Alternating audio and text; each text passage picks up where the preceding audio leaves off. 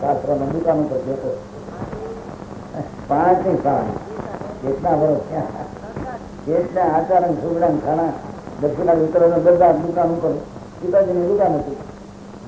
નિવૃત્તિ ઘણી હું તો એ ભરત કરાતો. નાની ઉંમર જે અભ્યાસ કરતા કરતા કરતા બધું આવ્યું ગયા એમાં સમય જ્યાં આ થયું. અરે એક શેઠ હતા આગ્રહી, એને કહ્યું શેઠ થવાનું પુસ્તકો આ સમજા. આ 76 ની વાત છે, 22 ને 32 54 વર્ષ પહેલાની વાત છે.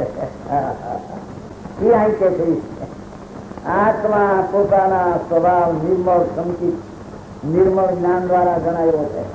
રાગ દ્વારા તો વિકલ્પની ધ્યાન દ્વારા જણાય એવો એ ભગવાન આત્મા છે નહીં. અને એને એમ જાણવું કે રાગ દ્વારા જણાય એ આત્માને કલંક લગાડવા જેવું છે.